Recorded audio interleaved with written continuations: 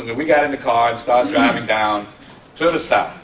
And we were full of all of the best emotions and motivations, and we were ready to take on the beast. And we came through all the states, and we were still pumping.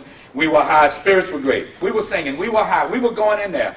And all of a sudden, we approached the sign that says, "Welcome to Mississippi." I never in all my life will forget this. All of a sudden, as we passed that sign, it became loudly silent. Zap! And we rode silently and with the speed limit. I don't know, different people have different times. I suppose it was about 10, 15 minutes or more. It's nothing, just absolute fear, petrifying fear, riveting us to there. And then Chuck McDo said, "Ain't gonna let nobody turn me around, oh yeah, turn me around, oh yeah, turn me around." We all joined in and sang from the border of Mississippi to Jackson, non-stop, as we pumped ourselves back up and constantly dealing with that fear.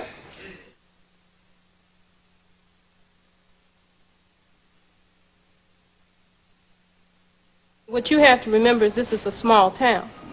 And if somebody comes into town new, well, everybody knows it. When you would go to church on Sunday, the minister would say, "Now these people are coming into town and they're here to help us." But you didn't have a lot of people that wanted to speak up. They were afraid for their lives. They were afraid for their jobs. There was a lot of fear among the adults. They did not want to vote. They didn't want to hear anything about it. We even confronted our teachers about were they registered voters. At that time, there were no black teachers at that school was a registered voter. Well, you had to pass a literacy test. And this literacy test is a sheet of paper, it's a legal sheet of paper, that you have to read it and interpret it. Okay, you read it, and then they said interpret it. Okay. A lawyer couldn't interpret it. You had 26 questions. It was up to the registrar to see that you voted. You could interpret the Constitution, then he said you don't pass. C.C. Bryant was a church deacon, an NAACP leader, and the owner of a very important barber shop. It was a place where every Saturday where people went and got their hair cut and they discussed the problem of the civil rights thing and everything. I can recall Deacon Bryant cutting hair and encouraging his customers to come to the meeting and things. It was between C.C. Bryant and Webb Owens that the project in Macomb got off the ground. The project would be the first voter registration drive in Mississippi by the Student Nonviolent Coordinating Committee, or SNCC. And Bob Moses, then 25 years old, would be the first SNCC organizer to arrive. And Webb was the treasurer of the NAACP. When Mr. Webb would be taking up money for people to go and register, taking up money for Bob, he'd always come by my place. He said, "Quinn," he said, "give me $5. And we raised $5 and $10, right, from individuals.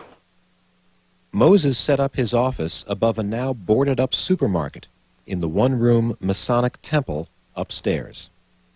This was the headquarters of the Student Nonviolent Coordinating Committee. This is where all the meetings were held. And this is where voter registration classes were held. It's history, man. I mean, this place, if it wasn't for this place here, I mean, the people in Southwest Mississippi, it wouldn't be what it is today. This place represents the turning point in my life, you know, and also my family's. And, you know, I look at it as the place that made, you know, a better world at that time, you know, for all of us. The first thing that impressed me was how smart them people were up there in that office. And I would later learn most of the folks attracted to the movement were very smart people. Very well-read, smart people. That was something else that happened. that as a country boy living in the South was a first for me. When you would leave the country, picking cotton, chopping cotton, pulling corn, and come to town on Saturday, the city kids didn't want to have nothing to do with you. This was the first time I had a brotherly camaraderie relationship with city kids. That's right. Which was them kids in that office working like we were working. After that, I mean, I felt so good, I didn't want to leave. Yes. And we didn't.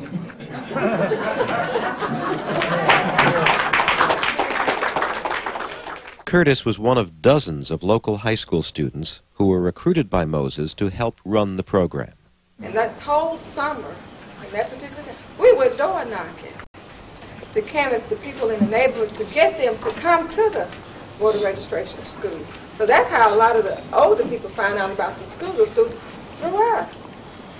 So we were able to go out and knock on doors in the hot sun, got doors slammed in our faces when we asked people to come to the Masonic Temple to be taught how to register. Did you have any luck with your own parents? No. Some days we were very, very frustrated. Some days that we felt that our own people were not really listening to something that was worthwhile. But for the ones that did listen and go to the school, there was days of, like I say, down days and good days. So we had a great time doing the voter registration, instructions and whatever. But the people was doing it because they had confidence in Bob Moses. Everywhere you went them days, the white folks was asking, who is Bob Moses? I met Bob Moses, and that kind of turned my life around in terms of getting involved. Every morning I'd go to work. Who is Bob Moses? I say, I don't know Bob Moses. Because if you know Bob, you can't know Bob and not get involved. So when I went back to work the next day, she said, did you ask Jesse M. about Bob Moses? I said, yeah, but they ain't told me nothing about Bob Moses. And unto this day, if you said Bob Moses, yes, I know Bob Moses. And when she come up to my house, she sit on the front porch. Maybe Bob will pass. I said, maybe so. Maybe Bob will pass. Maybe Bob will pass. She take a seat on the front porch. Don't care how many of us was out there. She sit on the front porch with us, waiting to see if Bob was gonna pass, I guess. And thinking, I guess we'd holler, hi, Bob.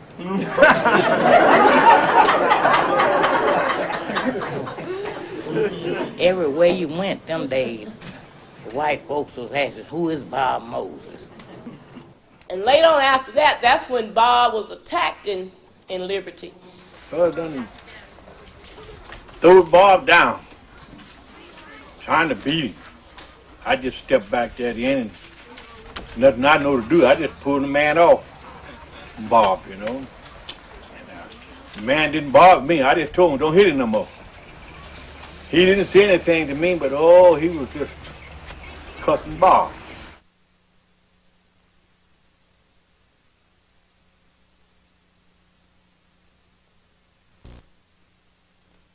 Which meant that if I started beating you and you resisted nonviolently, I could not continue to beat you until you died. We said, well, that might work in some people said that might work in some parts of the United States, the world, but not in places like Mississippi. That if Gandhi and his followers lay down in front of a train in India and the train would stop because they shared a common humanity.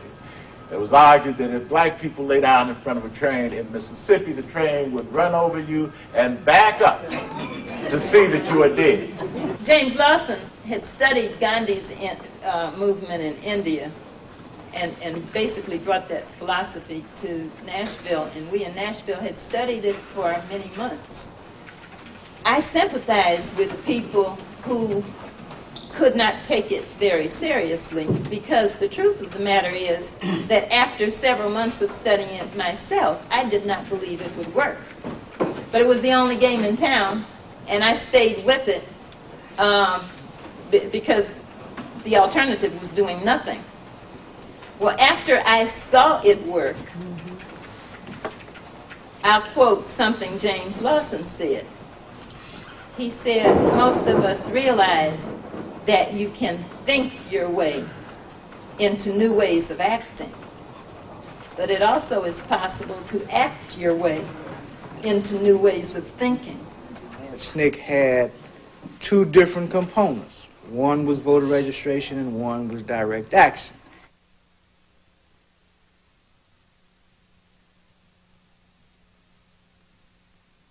And that's where we talked about expanding the movement from just voter registrations to trailways and Woolworth, anything else we could find that was segregated. Marion came down on Monday. Right. And told us that he was in charge of the direct action component of SNCC. But I remember when Marion was doing the workshops, I think we would always go down to Freedom House and do them. We wouldn't do them in the office, you know, down there in Miss Cotton's basement. Some were playing the part of the students sitting in or waiting in, and others were playing the parts of cops, and others were playing the parts of white people from the communities. You know, we were slapping each other, you know, throwing water in each other's face, you know, hitting each other with erasers and all of this kind of thing, preparing us to accept mentally what might come when we go down to the demonstration. So we came up with a list of demands, and in those demands was the library, was the schools, was the lunch counters, was employment, Railway. all the stuff that we thought was wrong, we had listed it. And then we decided that Friday, as I recall now, to try the library.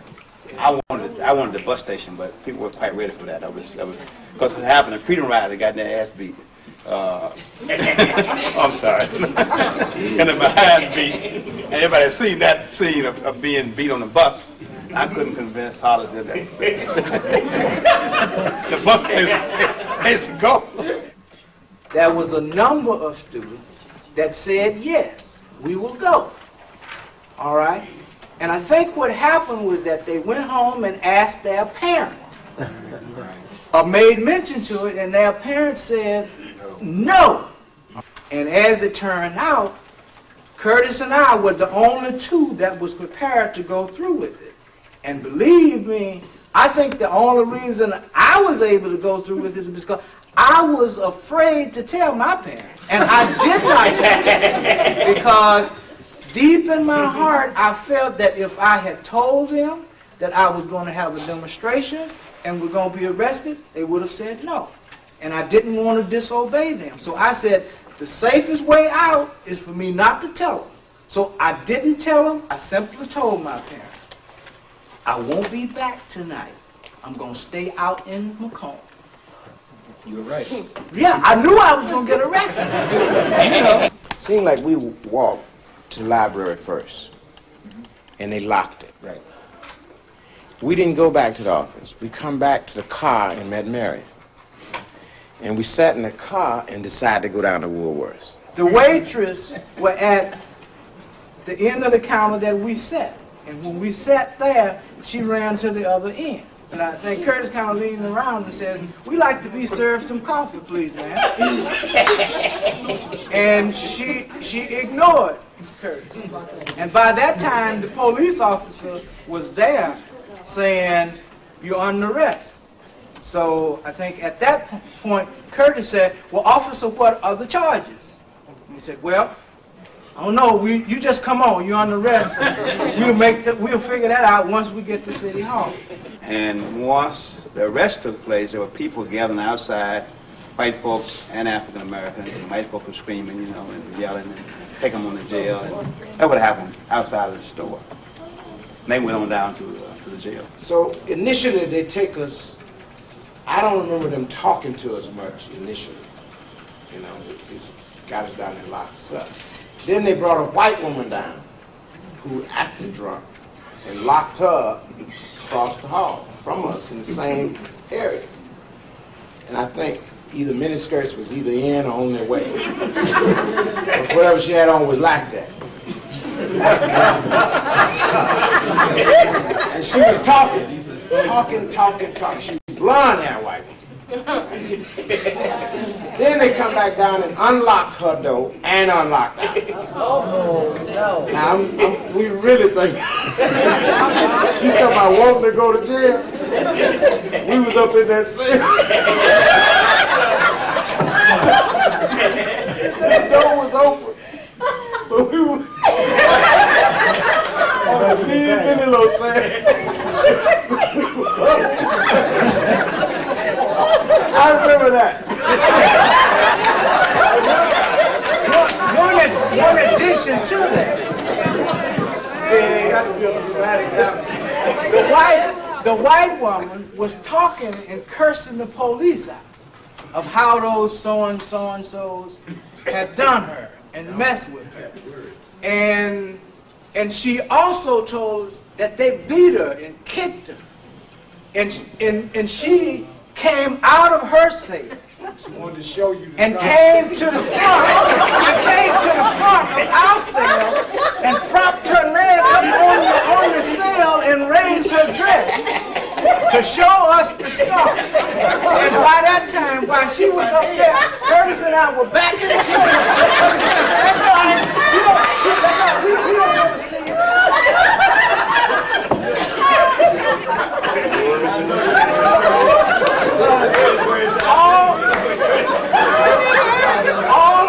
All I could think of was them coming back and accusing us of raping that white girl.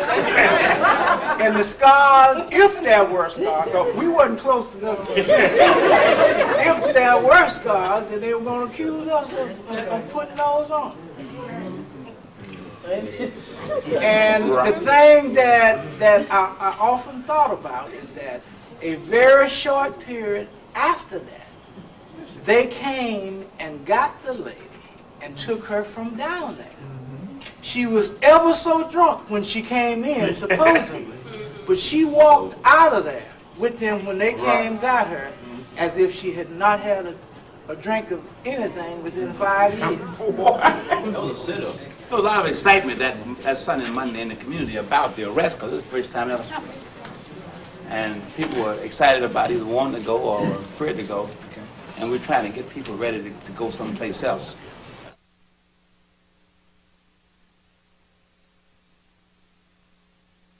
I didn't tell my mother either that I was going to jail, but I do recall getting a toothbrush and a pair of undergarments to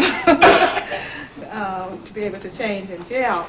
Now you had gone to the train station. Train station first. Did y'all sit in there?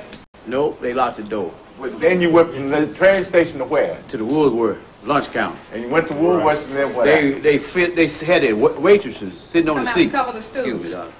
They had everybody sitting on the stools and stuff.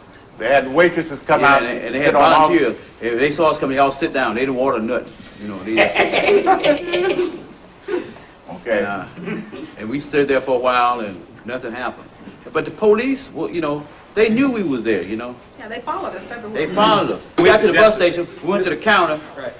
The man ignored us, okay? So we said, well, we go here and sit down, you know, after the guy was us. So when we sit down, we sit there about a minute. Then the police came. It wasn't even a minute, Bobby. A hot minute. It was a few seconds because they had followed us all over the place. So All right, the police were with you when you went in there, Yeah. back of you. Then you sat down. And that's when they told us we were under arrest. Yeah, and then we were taken to the county jail in Magnolia. We used to call upstairs and talk with Hollis and Curtis, and we used to sing all night and pray and stuff. And people in the jail would complain because people that lived around the jail, from what we understood, would complain because we were too noisy at night. So it was very exciting. He didn't have to go and do anything for anybody. He could have stayed over there on his farm and farmed it. He could have run his dairy. He didn't have to go and try to help anybody register to vote. Her father, Herbert Lee, had begun working closely with Bob Moses. I remember when Bob came down and met my father, and we introduced. Daddy told us about him. And he came home, and I remember his telling my mom, he said, wow, he says, God has sent us somebody. He said, I told you, all we have to do is just be patient. And my mother says, you're taking on an awesome task. This isn't something you want to do. And he said, yes, it is. That someone has to do it. Herbert Lee was known throughout this county as being a very courageous man. Absolutely did not know fear, and he expressed it. But I do have the satisfaction of knowing my father stood for something. And he was resented for it and feared for it. He believed in something, and that is what he lost his life for.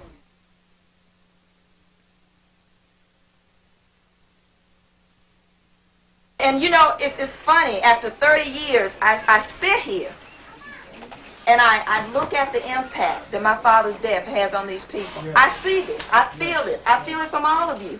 And I'm thinking, why? Why after 30 years, this man's death can still affect you?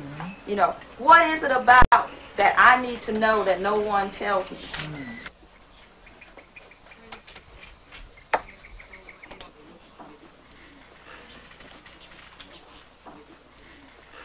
I wanted to try to speak a little to Ruby's last question about the meaning of her father's murder.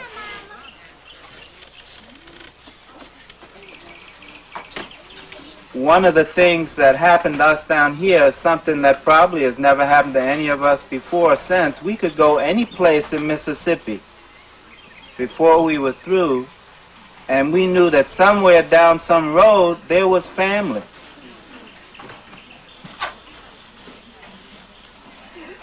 And we could show up there unannounced with no money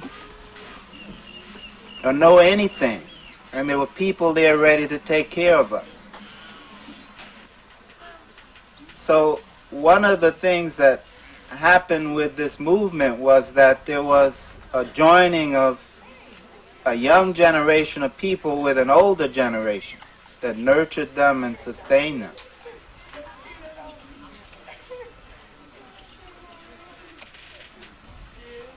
And we took them as family.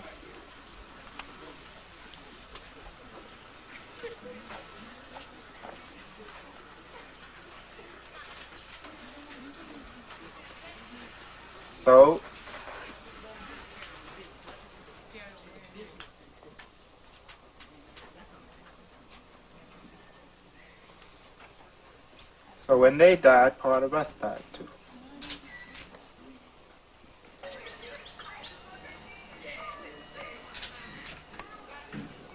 So you can tell Ruby that that's why.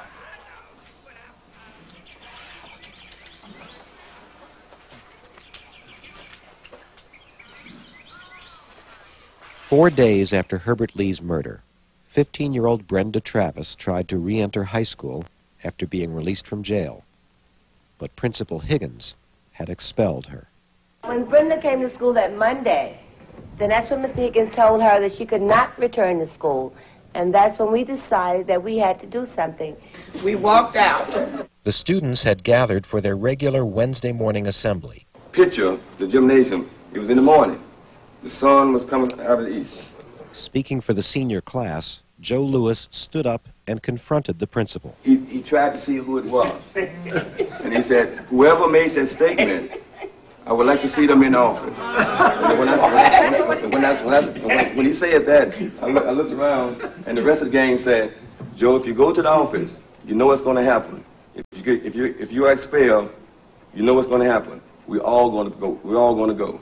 And you're talking about unity at our age.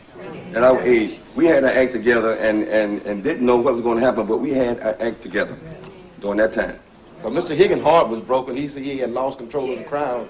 Tears was welling up in his eyes, and he said, don't go, don't leave. And we started scuffling our feet on the floor and clapping and stomping and making a lot of noise so we could drown him out. And he just kept pleading with us not to leave. And that time we just all of a sudden, just spontaneously, we just got up. Now that's the more what I remember. And we just walked out. We got outside. Somebody said that's not enough. So we had to go get some more people. So we started going into each room. And the teachers came out and said, get away from here, get away from here. You can't pull anybody else out, get out. And we said, come on, come on. Somebody came to the room and they said, come on out, we need some more to march with us. So a lot of kids said, well, we are going too. So they ran out and they followed us. And that's how everybody spontaneously went out of the door. Teachers going to block the door, they stuck their arms out. Yeah. Then they, spread their legs, and the kids were coming through their legs, coming through their legs and under their arms. And I mean, it was funny. I mean, they're like little imps or something, just running through. It was something. If you hadn't been there in that scenario and watched regular high school students, you would have got that feeling of that unity. Brenda Travis went to school. Brenda was my sister. Right. Brenda was part of us. That was the key point of us walking out. Students per se that didn't really know Brenda, but the unity was there. They knew that she couldn't get back into school. We couldn't stand that, even though a lot of them just knew her name but didn't know her personally. So that was unity right there in that class. That was 258, between 258 and 260 students that found off that campus. When the students began their protest march that morning, they could not know that by the end of the day, almost all would be arrested on the steps of City Hall. When we got to City Hall, I remember the crowd of whites barring our way. We could not continue unless we went through this mob crowd. I remember this. We were told to do whatever the police told us to do. Whatever they said, because we were not going to be arrested. We were not intending to be arrested. So we were told to do whatever they say.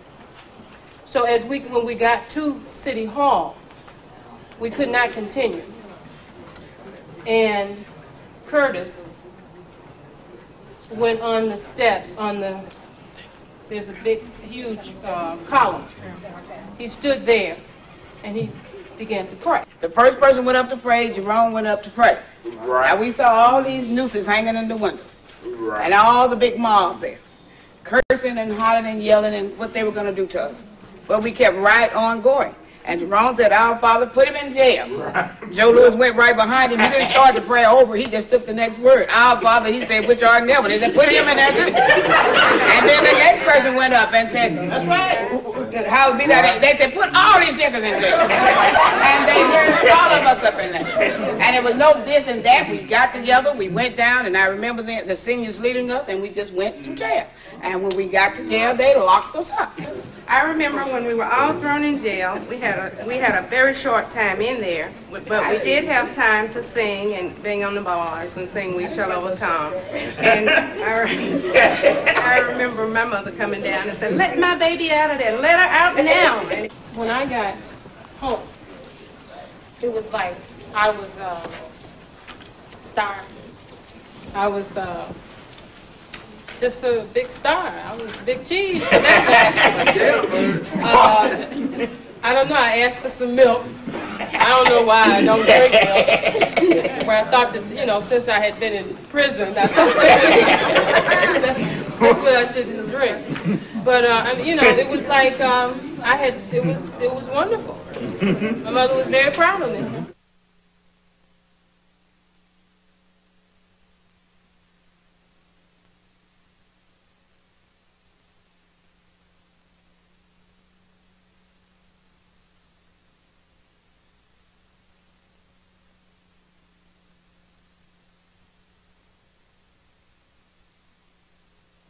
After 30 years, I look at it. We changed the way other people think. I don't know that our thinking changed so much. But we created something in this town. And it taught me a lot. It taught me unity, that we can stand together, we can work together. It taught me that. And I found that I was a fighter, willing to do something about what I believed in. This experience that we went through 30 years ago, I saw so much unity then. I don't see it now, among the classes that I go see it at school. That the unity and the togetherness that we had then, the kids don't have it now. My child is saying they do, but I don't see it. Because I don't think today you could get 258 students to walk out for the cause of another student. I don't think you get that today. We'll just say one thing. It'll take 10 seconds. I've been listening to the home students for the last several hours, and I just have to say, y'all turned out terrific. Thank you.